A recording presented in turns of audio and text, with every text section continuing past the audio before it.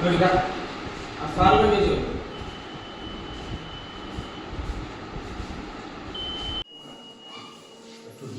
రండి.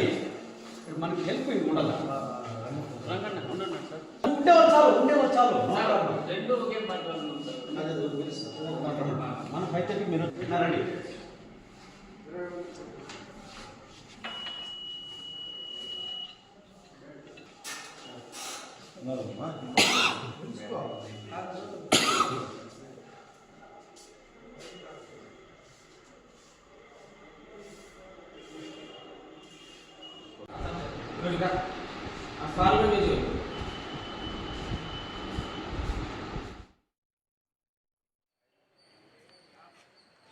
మొత్తం ఉమ్మడి విశాఖ జిల్లా వ్యాప్తంగా అయితే పోలింగ్ సరళి సంబంధించి మాక్ పోలింగ్ అయితే జరిగినటువంటి పరిస్థితి అయితే కనిపిస్తుంది. ఉదయం 5:30 నుంచి ఈ మాక్ పోలింగ్ అయితే నిర్వహణ జరుగుతుంది. ఏజెంట్లు వచ్చిన తర్వాత వెంటనే మాక్ పోలింగ్ నిర్వహించి పూర్తి స్థాయిలో పోలింగ్ నిర్వహణ కోసం ఎన్నికల సిబ్బంది అయితే ఏర్పాటు చేసినటువంటిది అయితే మనం చూడవచ్చు. ప్రస్తుతము ఎస్ఎఫ్ఎస్ స్కూలు ముఖ్యంగా విశాఖ నార్త్ నియోజకవర్గానికి సంబంధించి ఎస్ఎఫ్ఎస్ స్కూల్ దగ్గర మనమైతే ఉన్నటువంటి పరిస్థితి ఉంది.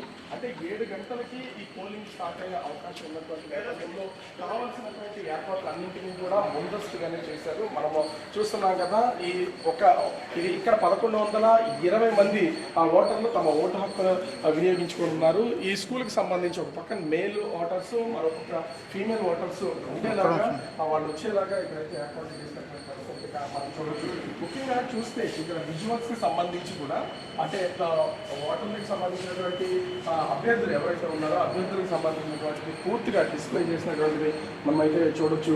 అంటే ముఖ్యంగా ప్రతి ఒక్క పార్టీకి సంబంధించినటువంటి వాళ్ళు అంటే ఎంపీ నియోజకవర్గానికి సంబంధించి మొత్తం 34 మంది అభ్యర్థులు బరిలో ఉన్నారు.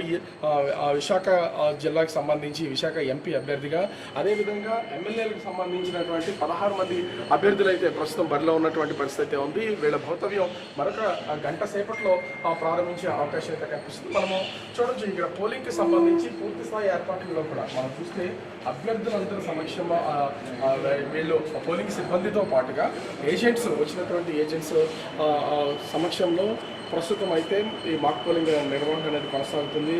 పూర్తి స్థాయిలో మాక్ పోలింగ్ నిర్వహించిన తర్వాత అంతా ఓకే అనుకుని చెప్పిన తర్వాత దీన్నైతే సీల్ చేస్తారు. ఈవీఎంస్ని సీల్ చేసి 7 గంటల నుంచి ఓటు వేయడానికి అయితే రెడీ చేస్తున్నటువంటి పరిస్థితి ఉంది. ఇప్పటికే జిల్లా కలెక్టర్ తెలియజేసినటువంటి కొంత ఎండగా ఉండే పరిస్థితులు అయితే ఉన్నాయి.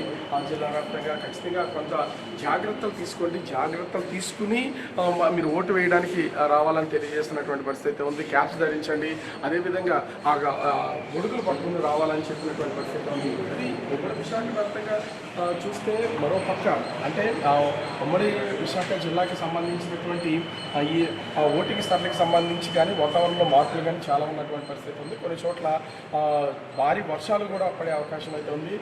వీటిని జాగ్రత్తలు తీసుకుని అన్ని చోట్ల పోలింగ్కి సంబంధించినటువంటి ఎక్కడ ఇబ్బంది కలగకుండా ఉండేలాగా జాగ్రత్తలు తీసుకోమని అధికారులు తెలియజేస్తున్నటువంటి మనం చూడొచ్చు. మొత్తం అటు విశాఖ జిల్లాకి సంబంధించి అయితే దాదాపుగా 20,12,367 మంది ఓటర్లు తమ ఓటు హక్కును వినియోగించుకొని ఉన్నారు. అదేవిధంగా ఉమ్మడి జిల్లా వ్యాప్తంగా దాదాపుగా అంటే అటు శ్రీకాకుళం, విజయనగరం, విశాఖపట్నం, తూర్పుగోదావరి జిల్లాకు సంబంధించి అరకు పార్లమెంటు నియోజకవర్గం 4 జిల్లాల పరిధిలో వ్యాపించింది. ఈ 4 జిల్లాలు అదేవిధంగా అనకాపల్లి జిల్లా ఈ మొత్తము 3 ఎంపీ కాన్స్టిట్యున్సీలో 50 లక్షల మంది ఓటర్లు తమ ఓటు హక్కు వినియోగించుకొని ఉన్నారు. దీనికి సంబంధించి అయితే ఇప్పటికే పూర్తి స్థాయిలో అధికార